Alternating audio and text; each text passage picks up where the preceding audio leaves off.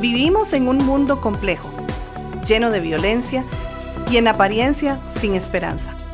Aunque la complejidad y la violencia persistan, la esperanza existe. La Biblia nos enseña a alzar la voz por aquellos que no pueden hacerlo. Entonces, ¿por qué no levantar la voz del Señor por quienes sabemos que están sufriendo? Conversemos.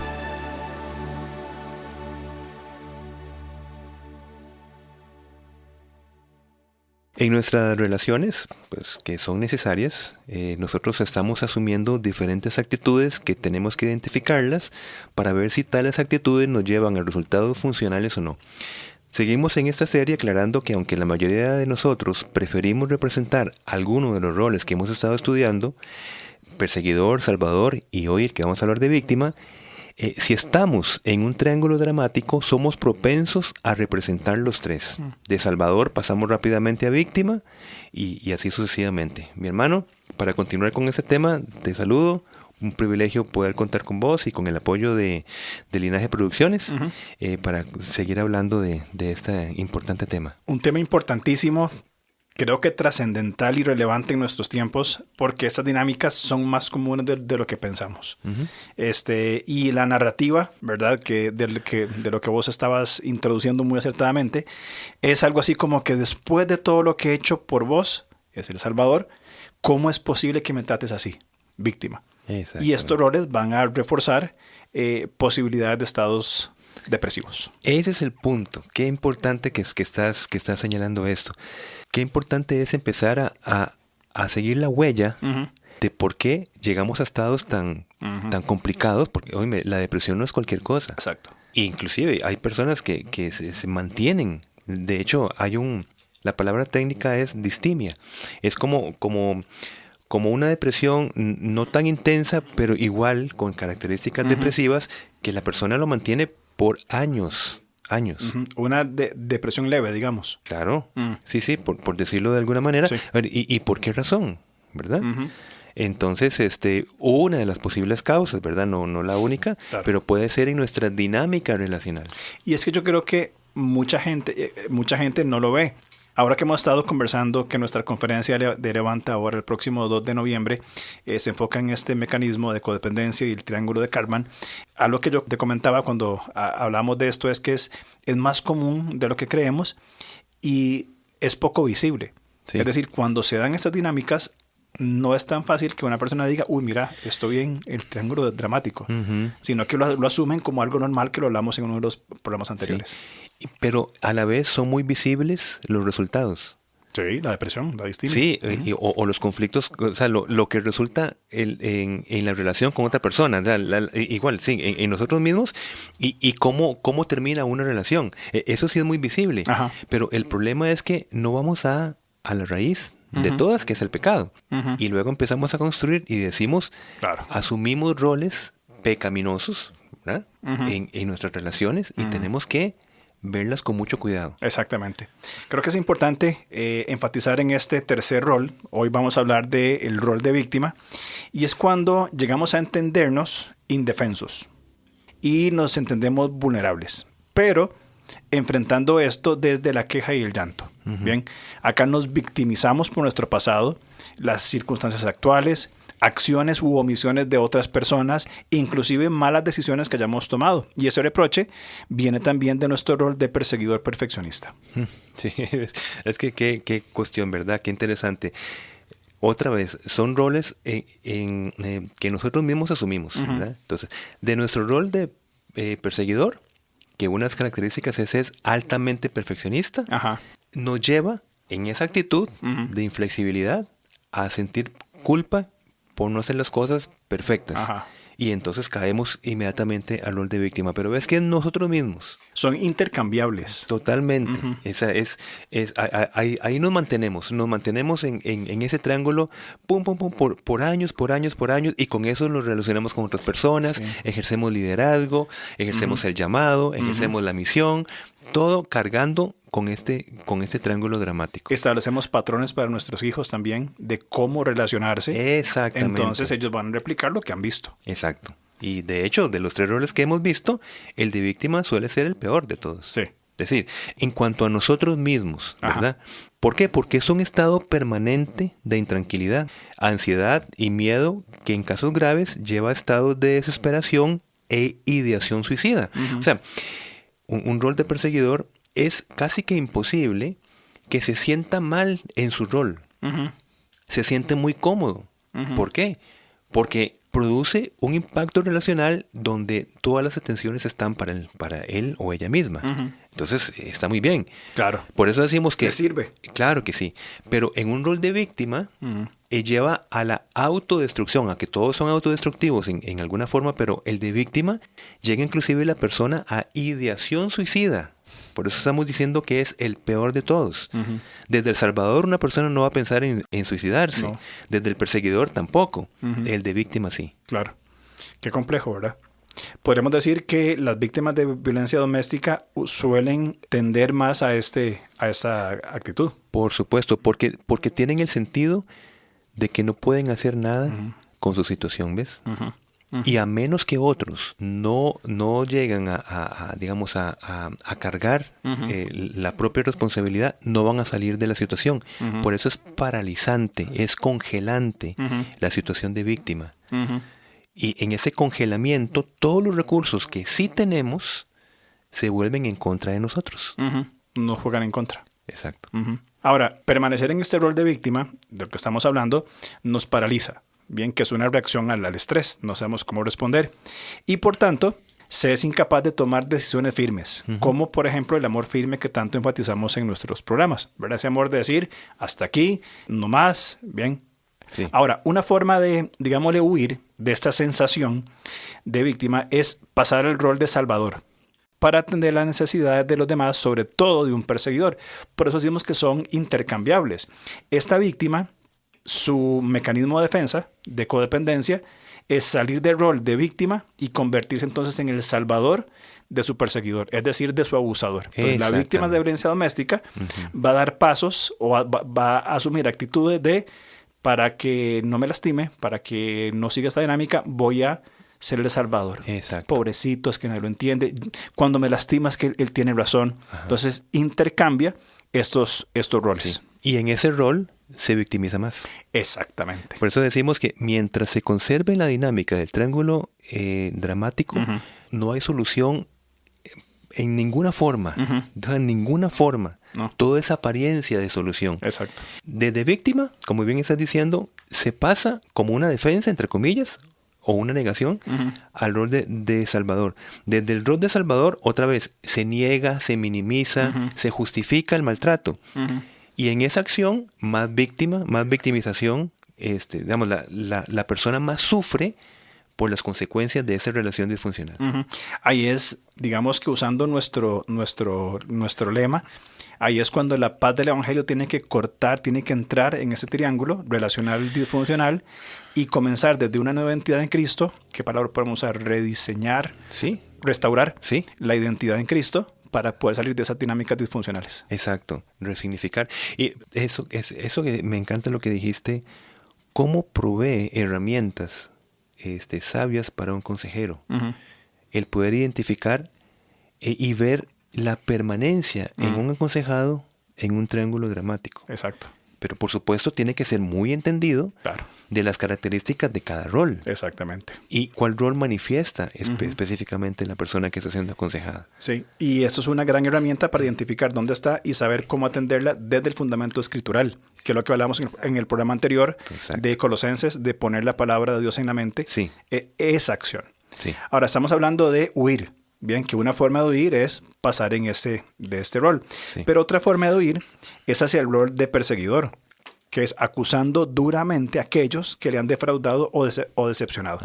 Por lo cual le ha llevado a ser tan infeliz. Exacto. Entonces cambian y es muy interesante en un sentido de entender de qué trata, ¿verdad? La situación como tal es deprimente, es compleja, pero hay que notar, como vos decías, el rol del consejero, el pastor de la red de apoyo, qué importante es identificar estos asuntos para saberse apuntar y saber cómo aportar para que la persona comience a salir de ese triángulo. Exacto. Y otra vez observarnos, si yo definitivamente me siento humillado, defraudado, desvalorizado en una relación. Y al final me veo yo, como estás diciendo, acusando, señalando esto o lo otro, es porque estoy pasando del rol de víctima a otros roles que no me van a ayudar a salir de la situación. Otra vía de escape, aparte de esta, es vivir, llamémoslo así, en un mundo fantástico, en un mundo idealista. En este sentido, para poder escapar de la solución, ¿qué pasa? Pues se pasan horas en redes sociales, viendo lo maravilloso que es el mundo, construido desde esa perspectiva totalmente ilusoria, ¿verdad? Leyendo historias de cuentos de hadas, entre comillas, incluso iniciando una relación a distancia. O sea, son formas de escape a la relación que tengo al frente y principalmente conmigo mismo. ¿Ok? Entonces se incluye como escape también las adicciones. Ahí viene la adicción al trabajo. Entonces una víctima de repente tiene adicción a las actividades, ¿verdad? Porque no puede tener un espacio para enfrentarse con ella misma. Exactamente. También adicciones de tipo sexuales, alimenticias, con drogas. Entonces es fácil notar cómo esos escapes, entre comillas, promueven un estado de autodestrucción. Insisto, por eso es que desde el estado de víctima es el peor de todos. No estamos diciendo que el maltratar a otra persona del rol de perseguidor es menos malo. Lo que estamos diciendo es que todo es malo, pero la persona termina autodestruyéndose en el rol de víctima. La consecuencia para la persona es mucho más grave. Por supuesto, llegando incluso, como dijimos, a la ideación suicida. Exacto. O al acto suicida como tal. Un rol de víctima, entonces, de acuerdo a lo que estamos hablando, lleva a una alta dependencia del otro, que estamos hablando también en el contexto de la codependencia. Bien, este es un mecanismo de la codependencia. Y me gusta que digas alta dependencia, porque, digamos, todos nos necesitamos. Claro, hay una interdependencia saludable. Claro que sí, pero una crónica alta, disfuncional, distorsionada dependencia. Entonces, en esta dependencia, ante una eventual separación por un maltrato ya intenso, ¿verdad? Será muy difícil que se dé, porque paradójicamente ver al maltratador como su fuente de cuidado, de protección, su fuente anímica, financiera, es muy complejo. Es decir, esta persona me está maltratando, pero es mi fuente de toda esta provisión. Se genera una paradoja muy, muy compleja. Entonces, a la vez, se vive con un profundo resentimiento hacia la figura maltratadora porque se rechaza a ser tenida como una persona como incapaz o necesitada. Es decir, esta víctima, ¿verdad? Como estamos sugiriendo, por esta alta dependencia, ante una eventual separación, es paradójico el asunto. Totalmente. Y es una tensión que hemos visto nosotros mucho en consejería. Sí. O sea, la hemos visto frente a frente. El que una persona maltratada por años sienta, como estás diciendo, esa paradoja de tener el miedo de separarse de una figura agresora porque la considera como su fuente de cuidado, de protección, de compañía, ¿verdad? Y por otro lado, sintiéndose altamente resentida porque de tal fuente se siente desvalorizada, desatendida, minimizada. Imagínate, pero son dos cosas que cohabitan en el estado mental de una persona. Y provienen de una misma persona, la que me provee, la que me lastima. Sí, y quien prevalece en el rol de víctima llegará a impedir cualquier intento de ayuda de forma pasiva. Es decir, lo explico. Estará de acuerdo con un plan de acción, ¿verdad? Pero luego no lo va a llevar a cabo. Y eso, ¿cuántas veces lo hemos visto, mi hermano? Hemos perdido la cuenta ya. Exacto. Entonces, esto lleva a sus redes de apoyo, incluso a consejeros profesionales, a estados de impotencia y frustración. Entonces, por el rol de víctima, la persona pasará de consejero en consejero. ¿Por qué? Porque va a esperar una solución inmediata, lo que acabamos de explicar recién. O sea, desde el rol de víctima, creo de verdad que eso es muy importante entenderlo. La actitud de que algo va a pasar y ese algo es algo inmediato. Una explosión de una circunstancia donde se pasa de un estado a otro inmediatamente. No se buscan procesos. ¿Por qué? Porque el proceso significa ir asumiendo pasos de responsabilidad. Exactamente. Entonces es mejor, es más confortable el que todo el mundo esté orando por mí para que suceda algo extraordinario en la mente de una persona. Y así yo no asumo mi responsabilidad de ser una ayuda idónea en esta relación. ¿Verdad? Pero qué complejo si eso pasara, que usualmente no pasa, pero vamos a suponer que eso pasa, que hay un cambio instantáneo en otra persona. Ante una eventual separación, ante un eventual decisiones, la víctima va a seguir en su condición de víctima. Ajá. Es decir, esta solución instantánea, ilusoria, puede ser muy linda. Afectó la situación, pero no la actitud de la persona. No enriqueció a la persona. Exacto. Entonces, la persona ante otras relaciones va a continuar en un mismo estado de victimización, intercambiando con roles para preservar su seguridad. Sí, muy buena observación, de verdad. Entonces es donde se va a trasladar, si no se crece, ¿verdad? Uh-huh. Otra vez, no se sale del triángulo dramático. Se sigue ahí. Entonces, se pasa al rol de perseguidor cuando se estima al consejero como incompetente o poco espiritual. Ajá. Porque no creen en los milagros. Claro, entonces necesito un consejero que me diga, mire, usted se va para su casa y decrete que ya todo terminó. Exactamente. Bien, ese es el consejero que me gusta. Mira. Exactamente. Decrete, ofrenda y que todo se va a arreglar. Exacto, pero esos que usan palabras así como medio psicológicas y esta es la cuestión, no me gusta. Sí. Esto lo desprecio, ¿verdad? Exactamente. Yo no quiero un proceso, quiero soluciones ya. Exacto. Al menos esta actitud va a confirmar el rol de víctima en la persona. Correcto, exactamente. Sí. Bien, otra forma también de ver ese estado de víctima, ¿verdad? O en este vértice de la víctima, es desde la indefensión, que hemos hablado ya mucho de este concepto, que significa la sensación, y resalto la palabra sensación, bien, porque eso es lo que siente, no lo que es, de no poder hacer nada para cambiar una situación perturbadora. Es una actitud pasiva ante los problemas. Entonces la víctima dice, yo no puedo hacer nada. Y alguien desde afuera dice, pero tenés todo el recurso. Tenés esto para poder dar pasos, pero de la indefensión y la sensación de incapacidad persiste en su actitud. Sí, y otra vez, el consejo que va a asumir esta persona bajo la sensación de indefensión va a ser aquel consejo donde le signifique algo instantáneo. Exactamente. Sí, ese es el mejor, con el que me voy a sentir más identificado. Bien.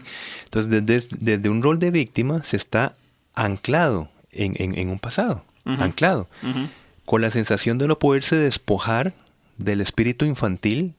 Es decir, ¿a qué me refiero con espíritu infantil? Todavía se ven como seres indefensos e incapaces de cuidar por sí mismos. Entonces, esta pauta de conducta aprendida va a ser a la vez reforzada cuando se encuentran con un salvador. Exacto. Y es altamente despreciada por un perseguidor. Siendo la base para muchas desvalorizaciones, desprecios, intensificando la humillación y baja autoestima de quien permanece en el rol de víctima. Entonces, permanecer en el rol de víctima es victimizarse más, cada vez más y más y más y más, hasta un estado más grave de indefensión. O sea, refuerza la sensación de indefensión. Es una excelente conclusión al punto de lo que estás diciendo, porque creo que enfatiza lo que ya vos decías anteriormente, que es el estado más complejo o el peor estado para estar. Peor estado. Ahora, fíjate o imaginémonos un escenario donde una víctima persiste en su vértice de víctima y la otra persona, el abusador, intercambia constantemente el vértice salvador y perseguidor. ¿Cómo va a ser dañada la identidad de la víctima, sus habilidades emocionales, cognitivas, su desarrollo integral, su trabajo, sus relaciones? Wow. O sea, es mantener a esa persona en una cosificación absoluta. Qué interesantísimo lo que estás diciendo. Muy interesante, sí. Creo que esto es muy importante lo que estabas diciendo, por este aspecto de decir, cuando encuentran a un salvador y es altamente despreciada por un perseguidor. Claro. Qué difícil situación. Imagínate la situación de víctima de ver al perseguidor como mi salvador.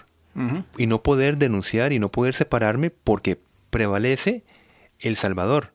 O sea, minimizo el punto de perseguidor porque es un salvador. Claro. Son relaciones muy interesantes de analizar y de seguir reflexionando. Sí. Entonces, claro, como creo que todos entendemos, buscar ayuda, solicitar cuidado y apoyo en otras personas, pero es que es totalmente natural y necesario. Nosotros no somos personas aisladas, eso está claro.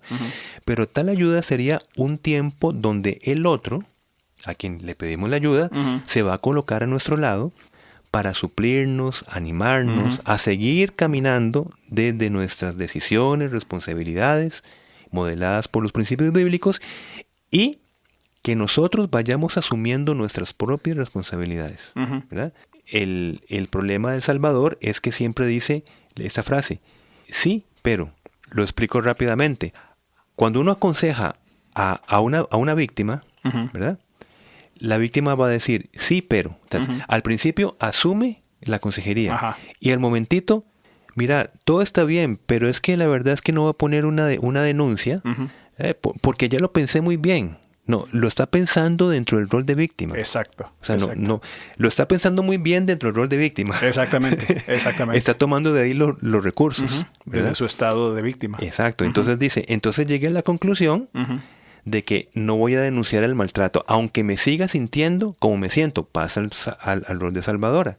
Y voy a seguir yo luchando por mi relación. Asume la responsabilidad de la otra persona. Claro. El salvador siempre va a decir que sí. Sí. Yo voy a cuidar, sí, yo voy a apaciguar las cosas, sí, yo voy a ceder. Y vos decías que la víctima será sí, pero. Sí. Y al final termina con un rol perseguidora. Si el consejero trata de seguir animando a la persona de que está en un estado disfuncional relacional, entonces la que fue víctima llega a criticar, a despreciar a tal consejero. Entonces pasa el rol de perseguidora o perseguidor.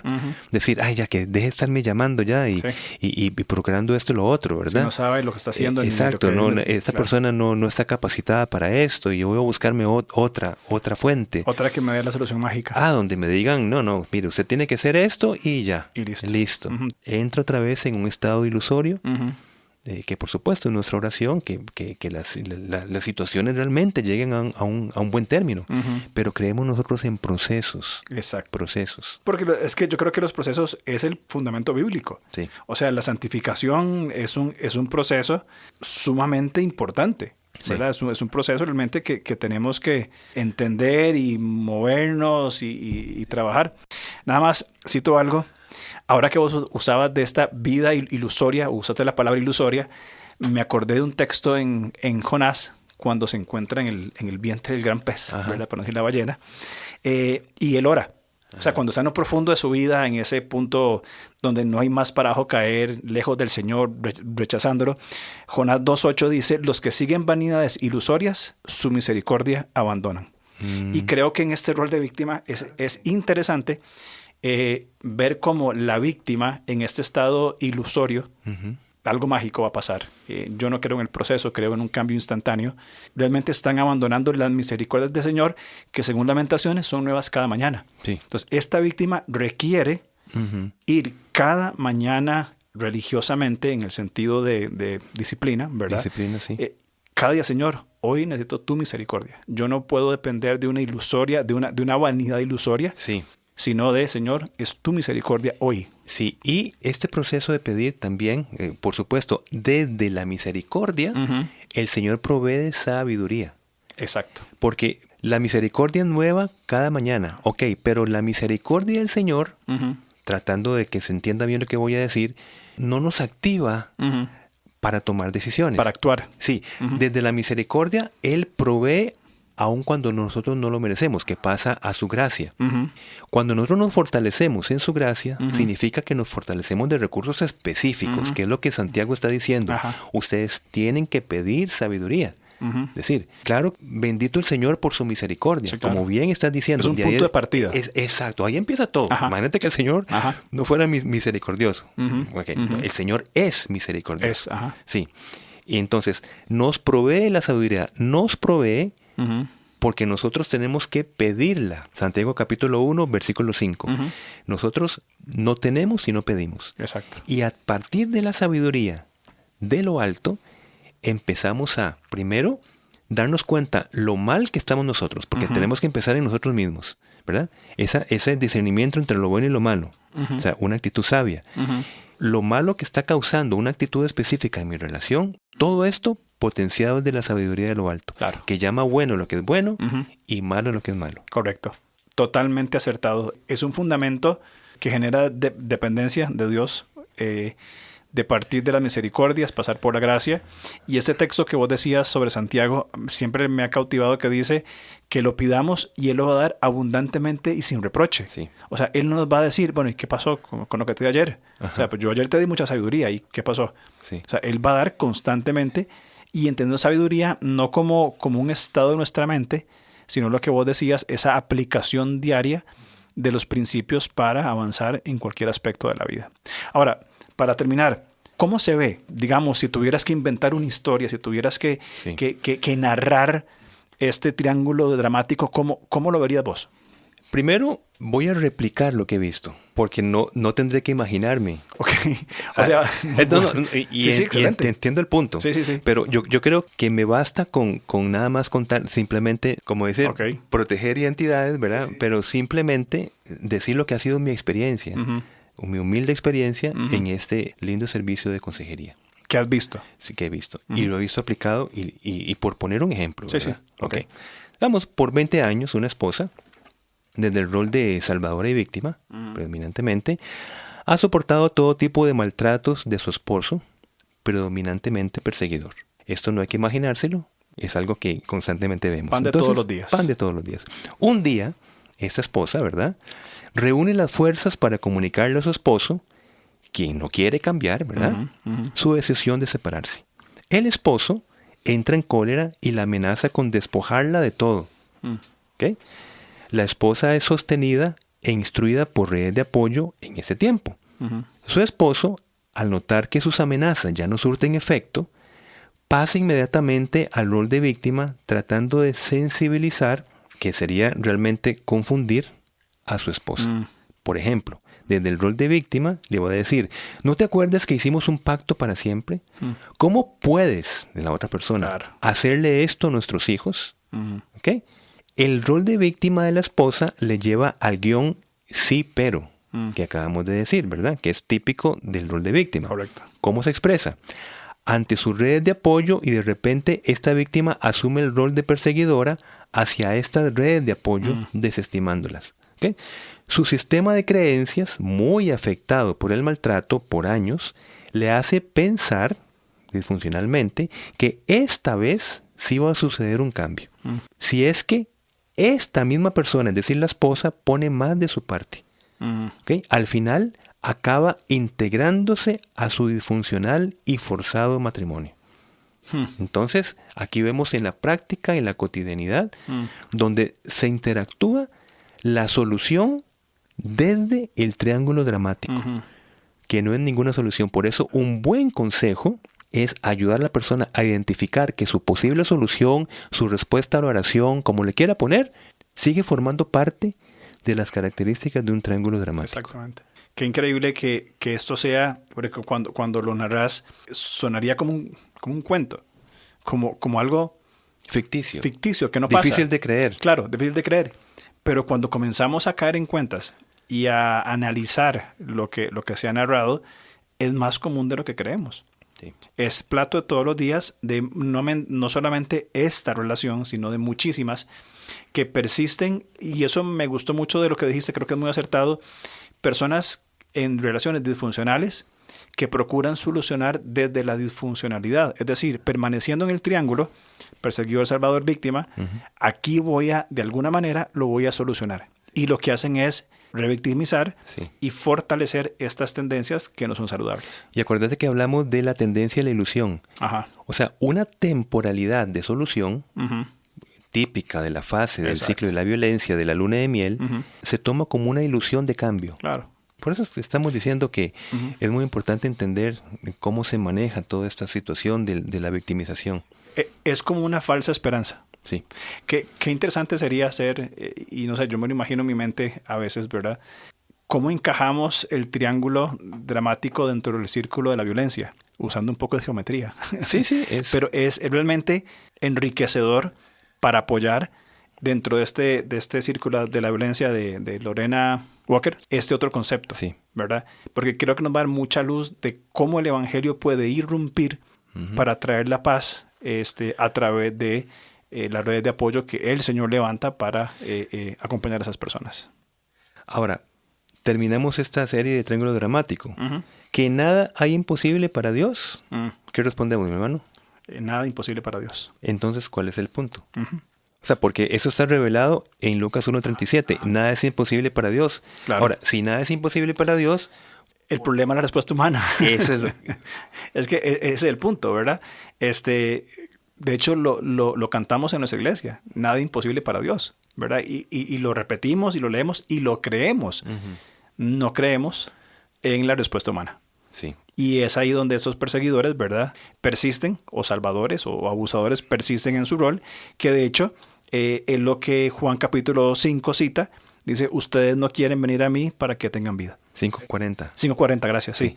Ustedes no quieren venir a mí para que tengáis vida. Es decir, el Señor ya no sabe cómo más ofrecer esta vida eterna a estas personas, ¿verdad? Dios puede hacer todo. El tema es que el corazón humano no está anuente o colaborativo para una transformación. Claro, claro. Además de todo el contexto alrededor de vivir de una manera, pues, lejos de Dios. Por eso como humanidad no tenemos excusa. No, para nada. Como viene hablando Pablo a los Romanos capítulo 1. 1, 2 y 3. O sea, ha mostrado lo que... Es más, hasta llegar a la misma encarnación. Exacto. A su misma encarnación. Desde la persona de Dios en Hijo. Para hablar claramente, auditivamente, corporalmente, esencialmente. Verlo en su ejemplo. Todo, vivencial. Todo. Es que es lo que dice Hebreos capítulo 1. O sea, desde siempre Dios ha estado hablando. Habló por la revelación, habló por los ángeles y ahora por el Hijo encarnado en medio de ustedes. Sí. Y Juan dice, lo que hemos visto, palpado, contemplado, eso hablamos. O sea, ¿qué más muestra de revelación, de muestra de la verdad absoluta, transformadora y salvadora que la persona encarnada de Cristo con toda la cosmovisión que Él trae o que Él es, como el Logos revelado, como la palabra revelada en vida? ¿Qué más? Como dice Hebreo, ya no hay más sacrificio. No hay nada más que hacer. Ya. ¿Qué más se va a hacer? Y el texto que sigue es tremendo. Sino una tremenda expectación de juicio que ha de devorar a los adversarios. Dios mío, sí. Entonces, lo que estamos hablando es muy serio. Sí. Bien. Número 1, rescato lo que muchas veces enfatizaste, la introspección. O sea, primero la viga en mi ojo antes que la paja en mi hermano. Sí. Y creo que es muy interesante mientras hablamos y leemos y comenzar a ver actitudes nuestras que quizás no estemos en una relación disfuncional, pero probablemente sí haya actitudes que en ciertos momentos, por conveniencia, por respuesta diferente a la de Dios, que es equivocada por supuesto, asumimos unas de esas actitudes. Sí. Y segundo, como siempre decimos en Levanta, identificar para denunciar. Claro. No hay otro camino. Exactamente. Muy bien. Pues ha sido la serie simplemente como para mover nuevos panoramas, ¿verdad? Reflexiones, como estás diciendo, ¿verdad? Autorreflexión. Y continuamos pues la otra semana también con un tema muy importante, que es la identificación con la figura agresora, que es un mecanismo de defensa, como vamos a ver. Correcto. Muy importante identificarlo. Muy bien. Muy bien. Muchas gracias entonces. Nada más les recuerdo la conferencia próximo 2 de noviembre para que nos acompañen. Más información pueden buscarnos en redes sociales. Sí. Nos vemos, un gusto. Muchas gracias. Chao.